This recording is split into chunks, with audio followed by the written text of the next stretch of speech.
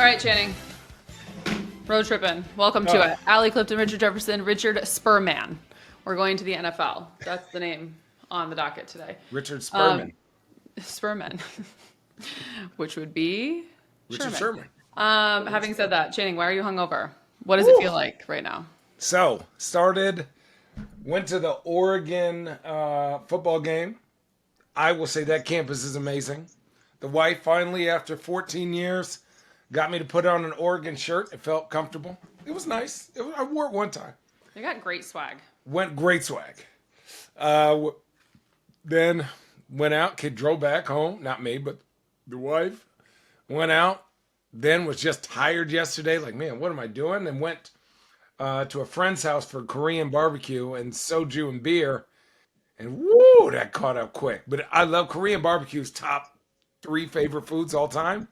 And we were just beer and cooking and laughing and beer and soju. And I woke up this morning, said, yep, I feel like a shitball. Like a full-on shitball. What's soju? It's like a Korean, imagine if like, it's not wine, but it's also not vodka. It's like just a like sake almost. Yeah, sake is rice wine. Soju. Well, yes, it's yeah. It's like that. It's delicious. A lot of sugar. That's what gives me the hangovers. Did you know, fun fact, that Ramos's son plays for Oregon? I did not know that. Austin, yes. He's a freshman. Oh.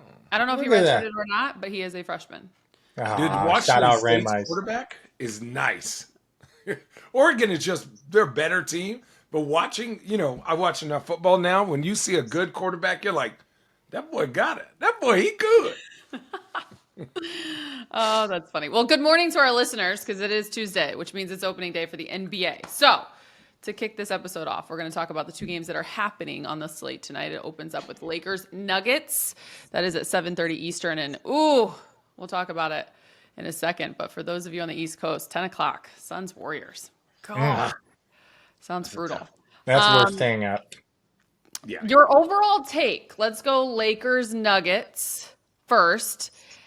And I will give you guys this. I don't know if you remember this, but both of you were a part of a ring night celebration to which you received some pretty epic rings.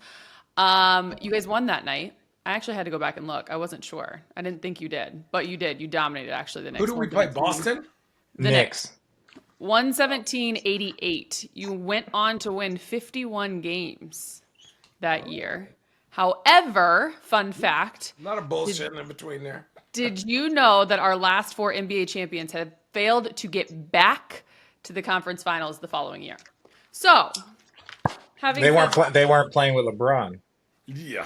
Okay, fair. Having said that, if you are the Denver Nuggets, let's start there. Ring night, what's that night like? Take us inside being on that side of things. Richard, you want to go first? No, you got this.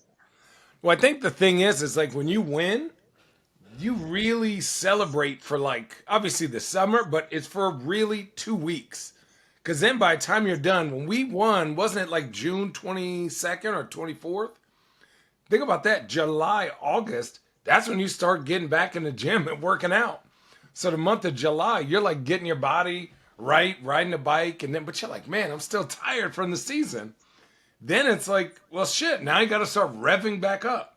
So the minute you win, it's like, wow, this team won. And then everyone goes, well, they're not going to do it again next year. It's like immediately when you win, everyone says how much better everyone else is. So then on ring night, it's just like, oh shit, I forgot we are the champions. Like it actually like comes back to that great a feeling. So it was tight. No, I know my retirement was short-lived. But one of the reasons why is because you want the experience of being the defending champion.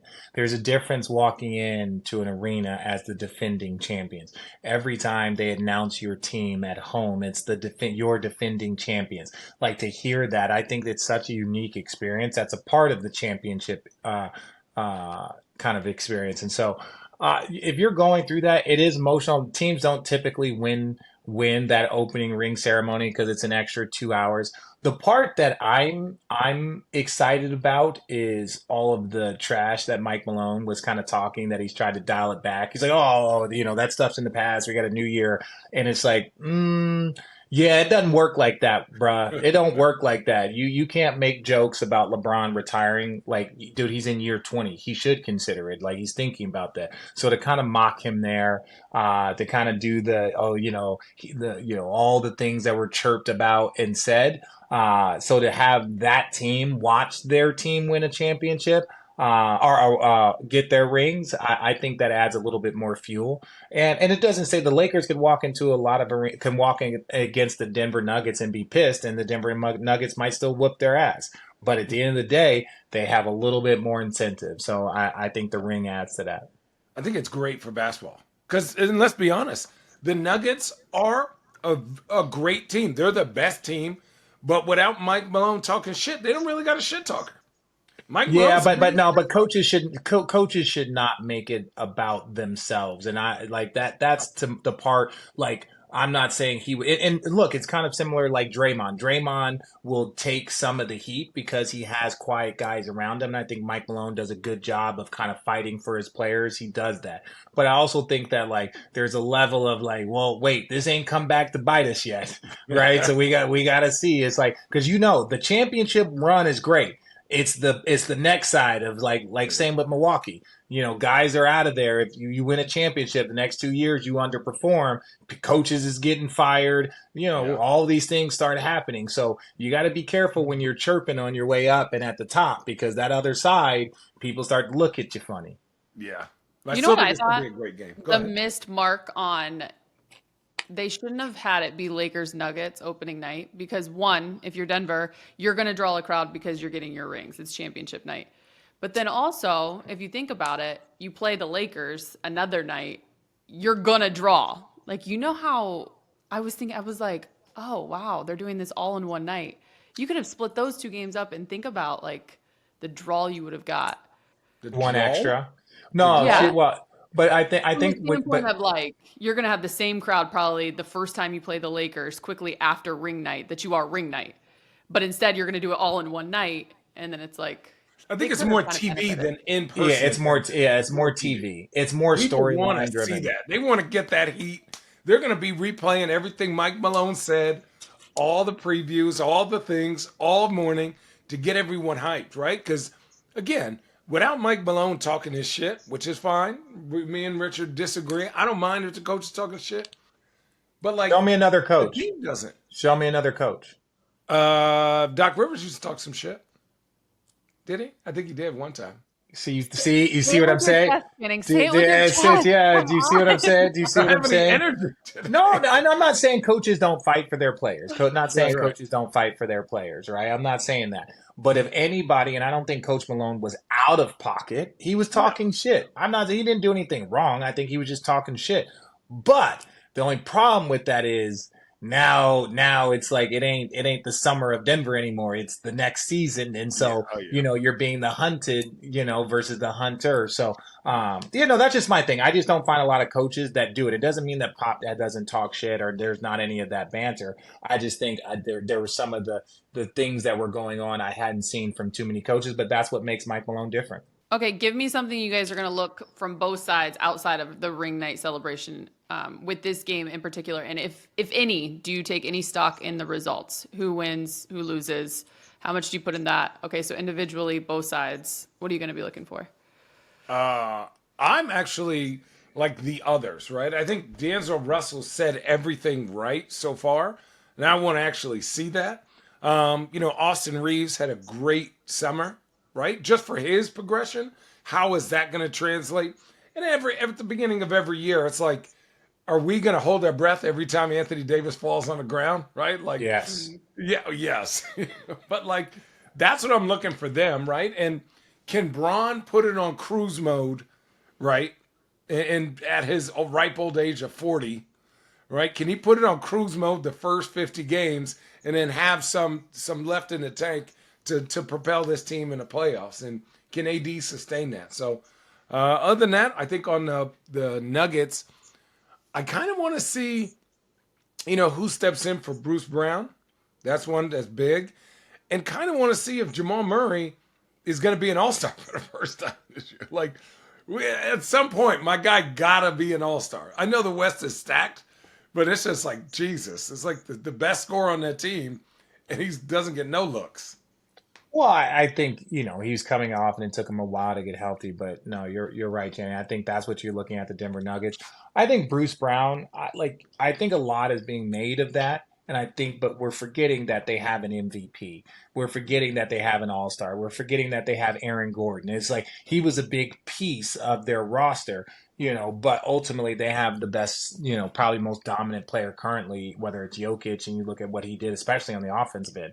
So I'm looking at Anthony Davis purely, right? Because Jokic has reached a level where it's very hard for Anthony to win that matchup. And that's really like who's going to guard we said that going into the conference finals. Who's going to guard Jokic? Who's going to do that? And that's still going to be the exact answer. That doesn't change. None of that changes. How can you slow down a guy that averaged 30, 11 and 9 in the postseason through a whole postseason run? How do you slow that man down? If they don't got an answer on that, they're not going to have an answer on opening night. Doesn't mean Denver's going to go undefeated, but right now you're looking at him in a 7-game series. Who can beat them 4 times? Who has shown? Is there a roster out there right now that says they can beat them, hold Jokic down, and the offense and all the things that they run? Who can do that 4 times? And someone's going to have to prove it, because no one has been able to do it, or no one was able to do it last year. I think the only roster that is really built for that, to combat that, is the Bucks. Honestly, I agree. But the Bucks got to get out of the first round, so that's the problem. They got to get past the Boston Celtics. They got to get past the Boston second and the third. That's what I'm saying. They got a long way to go before we get there. The Lakers, right? If AD can, he's not going to be at the level of Joker, but if he can be there where it's not tipping the scales, and then now it's like LeBron versus Jamal or D'Angelo Russell versus Aaron Gordon, I think the Lakers have a chance. Lakers team is much better than they were last year. Oh yeah. Look, I didn't believe, it's not that I was doubting LeBron. I didn't think Anthony Davis was going to get to that level that he did during the postseason run. Kudos to Anthony Davis. That's what we want from him. That's what we saw in the bubble. That part of the reason why he's getting a lot of criticism is because that's what we've expected from him the last few years, right? Like, he was one of the best players in the league the minute he got drafted. So it's like to see him kind of get back to what he was in 2020 and the years before that, that's a great sign. But ultimately the Lakers are better. I don't know if Denver is better. They can get better internally, but the rest of it, there's a lot of parity. There's 6 teams that I think if they won the championship at the end of the year, that I don't think anybody would bat an eye. I would say Phoenix, Lakers, Denver, Boston, Milwaukee, and there's probably one other there that I'm floating around with that you could say, it could be Golden State. I think there's some other Golden State's one of those teams. So I think there's like 5 or 6 teams that legitimately, if they were to win a championship at the end of the season, if we read the script, you'd be like, okay, I could see it. I think one team that we're sleeping on is, I think Cleveland is one of those teams that's like opportunistic, right? They've addressed some issues. They're like, I think the Lakers are opportunistic, right? If they get hot, they have a chance to win, like Richard was saying. But I think Cleveland has a chance to make a run if they could be more physical, and also if they could get Darius Garland and Donovan Mitchell to both be all-stars. Speaking of sleepers, we're going to talk about that in tomorrow's episode. But before we get there, how about this? Great segue, Channing. When it comes to the Lakers in Denver opening night, I want to know who your sleeper picks are in that game, meaning a couple players that you think might come out of nowhere to have a big opening night. I think Michael Porter Jr. is going to launch them motherfuckers. Hey, listen, he going down. He's shooting all them bullets. He's unloading the clip. Dude, I think if we were going to say eyes, who eyes are we going to be on? It's really Christian Brown and their bench. Because every conversation with the Denver Nuggets, it spins like, well, they've lost Jeff Green, they've lost Bruce Brown. So it's like, I'm not looking at their starters. I know what their starters are. When you got KCP, Jamal Murray, Gordon, you got Jokic, like you know what that is. That's one of the best starting groups in the league, and they've been together now a few years, right? Because Aaron Gordon was there when Jamal Murray got hot, and they were really starting to cruise. So I don't look at that. I'm purely looking at the Denver bench because that bench was like elite last year. All the players that Calvin Booth put in fit perfect. KCP came in perfect. Reggie Jackson, he didn't really play that much, but he was a good fit. DeAndre Jordan, it was a good fit. Like you go look down their list and you're like, oh wow, Bruce Brown, Jeff Green, these guys were seamless fits. So it's like, okay, well, who's going to do that? Because we know what the starting unit is. They're like, if they're healthy, they're top 3 starting unit. That's why they're NBA champions. All right, well said. Those sleeper picks are sponsored by Sleeper Fantasy. Download the Sleeper app and use the promo code ROADTRIPPIN for a deposit match for up to $100. Terms and conditions apply. Before we move on to the Warriors and the Suns, which is the second game of the night, I do want you guys to give one piece of advice to the Denver Nuggets when it comes to running it back. Be your harshest critic. You could always get better. And the minute that you think you're not going to get better, that's when teams jump on you. So I think for them, they got to really dissect and challenge themselves to like, hey, could we go, 20-5 these first 25 games? Can we go 19-6, right? Can we go on 2 or 3 wins or win streaks this year of 10 or more games, right? If you break it up like that, it's not going to seem monotonous. And be uncomfortable right in that 25 to 50 range, right? Like do things now that you know you'll need in the playoffs. Like be one step ahead. That would be my advice. I think the question that I would ask them is why has it been 5 different champions in the last 5 years? Ask yourself that. That's the question. Why? What is going to make us different than Golden State? What's going to make us different than Toronto? What's going to make us different than Milwaukee? What's going to make us different than these teams? Even Cleveland. Now, obviously, there was roster changes. Like Kevin Durant shows up in Golden State. Well, fuck. Well, shit happens, right? So I just think if you're them, You get a pass. You guys yeah, get a well, pass. no, it's not get a pass, but it was like Team there was was no unfair. there was no beating that team, and like we competed, but there were, and even and I stand by this. No, I stand by like even Toronto. Toronto's not the champion if Kevin Durant and Klay Thompson doesn't get hurt. I'm sorry. We can applaud them. They won it. You give credit to their health and science and the way they managed Kawhi that year. But ultimately, they don't win a championship, in my opinion, if one of those guys is healthy, they don't win a championship. But it's like, okay, so barring injury, right? Even if you go back before the Golden State Warriors, it was, I think, the Miami Heat in 2011, 2012. So winning a repeat is very, very, very difficult. So they've got their core unit back. They've got a good bench. They've got the home court advantage. So it's like, what did those other teams not do that we're going to do? And that's the part that this is far harder than winning a championship. The only thing harder than winning a championship is winning a back-to-back championship. And they are not the Golden State Warriors. They are not 2x more talented than everybody else that they're going to play. That they're not. They're on the same level and a smidge better. So that's why there's parity, and they do have maybe the most dominant player right now. But there's no, why are they going to be different? And that's a question that only they can ask themselves. Internally, they can push themselves. Not the coach, not the management. They are the only ones that can push themselves to say that was not enough and we're going to win more, as their coach so eloquently said on the podium. Richard, I have a quick question. If you grew your beard out, would it just be all gray? No. So the problem is that there's red in there, there's black and brown, there's some mixture of gray. So there's a lot in there. I got a lot of, I was like, damn, Richard, you looking old, dog. Yeah. But yeah, they got to internally have a motor. Like we want to do something special. They can't get bored with the process. Yeah, and don't think you're going to turn it up. Oh, we're going to turn it up and it's okay and blah blah. Yeah, you're going to have the ability to turn it up, but there's other teams that are like gearing and they're on 10 the whole way. And that's the thing. We were fortunate we had Big Fella and he was always on 10 and he could raise it to 12. He could raise it to 12. You're welcome. KYP. All right. The second game of the nightcap, the Warriors versus the Suns. Oof, a lot of Channing, questions. what's going to be your first tweet that you tweet out ahead of this game? What do you always say? I'm going to be watching. I wonder. What? Who the fuck is gonna place backup center for the Suns? Like, Who's going to play point guard? I'm telling you, Devin Booker is gonna lead the team in assists. That's not what she asked. Who's gonna be the point guard? Bradley Beal. Who's gonna lead the team in assists? Devin Booker. But you look at the roster and you're like, if Nurk gets in foul trouble, because he's gonna be in a lot of screening roles, poor guy, he got to change his shoes at halftime because he's gonna wear the tread off him. People are just gonna put them. They're tall, but they're not fit. They don't have like a rim threat. So that's where I'm curious is like, does everyone just stand and watch those three score all game? Like, I want to see how it works. I think if they're dribble the ball up, go do a move, score.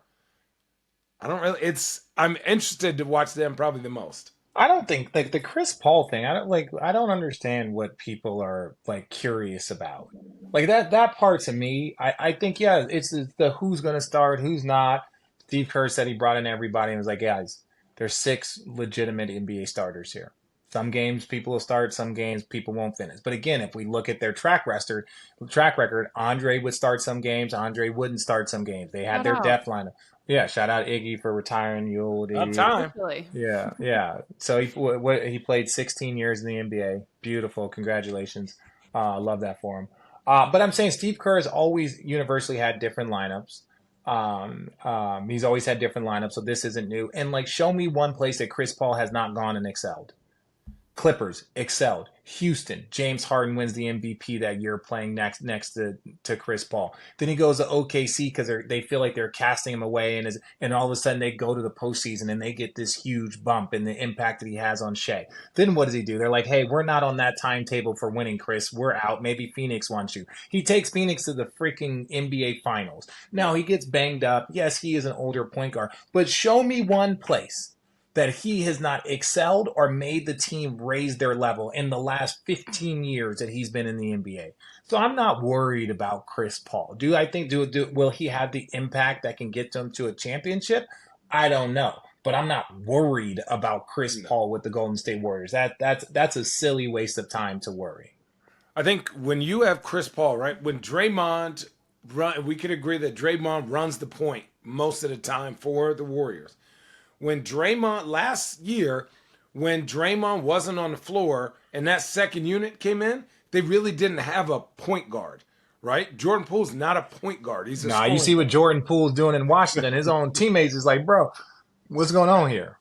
You saw Draymond's out, right? Sorry, Yeah, I was looking up the. But that's what I'm You see saying. Draymond's So when out, right? Draymond is out, what did you say? He is officially out for opening night. You saw that, right? Yeah. Oh, yeah. Okay.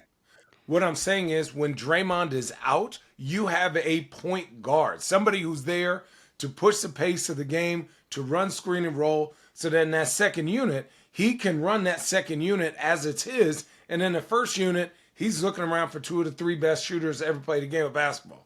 So it's still, to me, it makes sense when you think about it like that.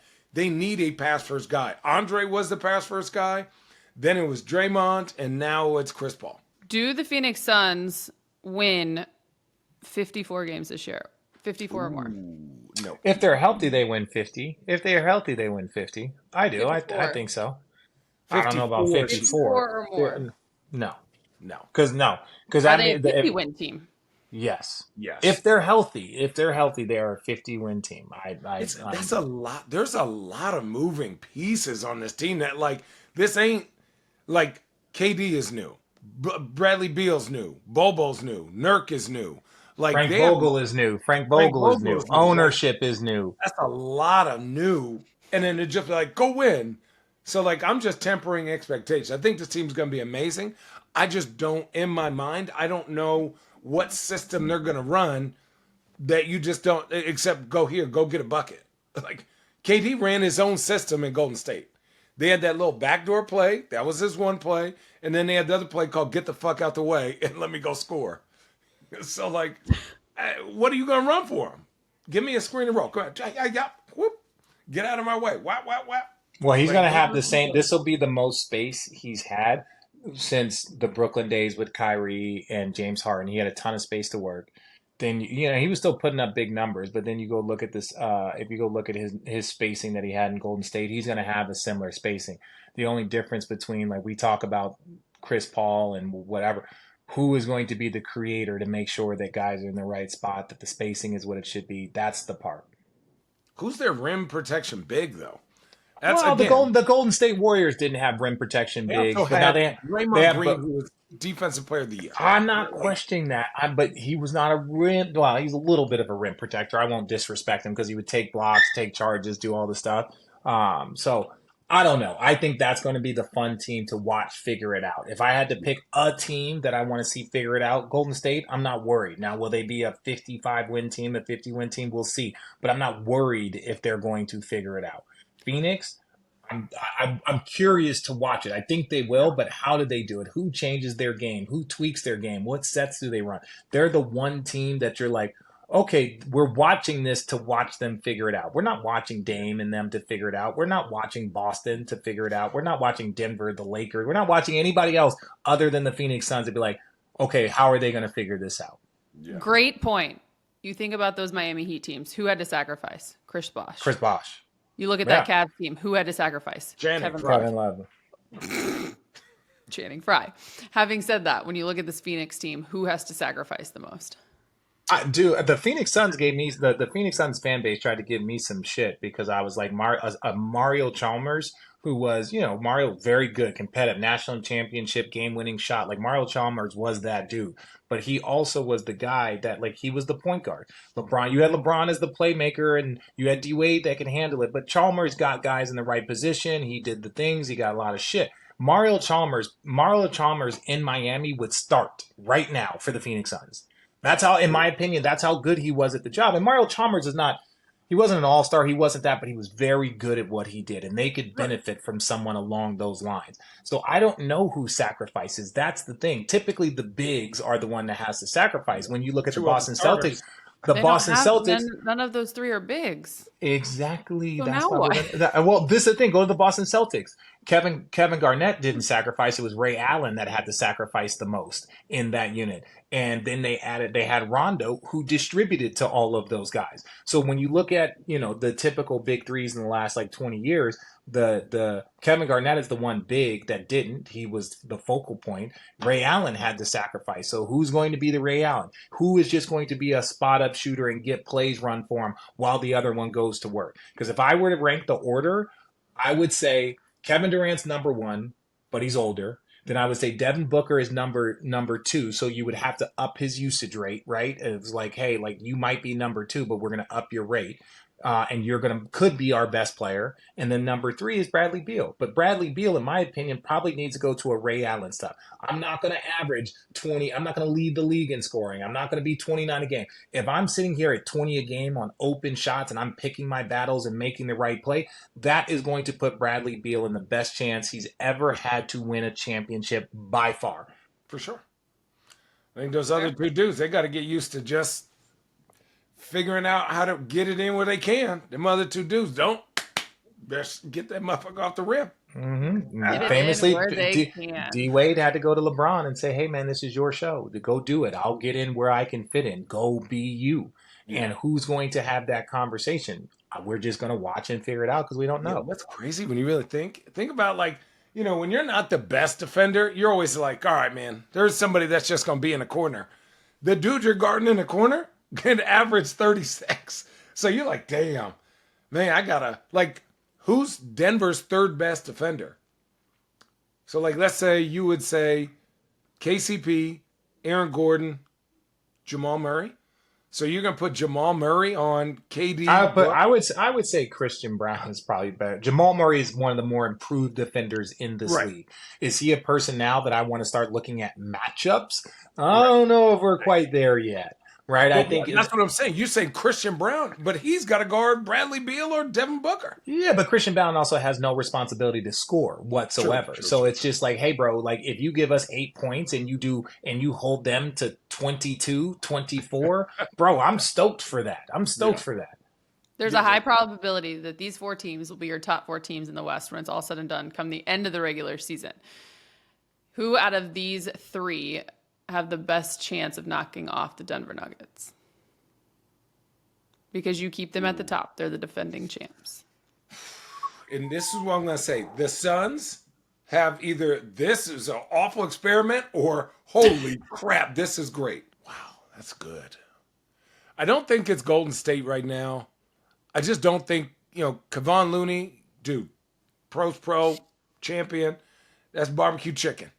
Hey, Draymond Green, you're great barbecue chicken against Jokic. I don't know if a 7-game series. I'm going to put a sleeper here that's not mentioned. I think the Clippers could give them a run. Oh, my God. And on that note, that's another edition of Road Trippin'. We'll discuss that on the other side.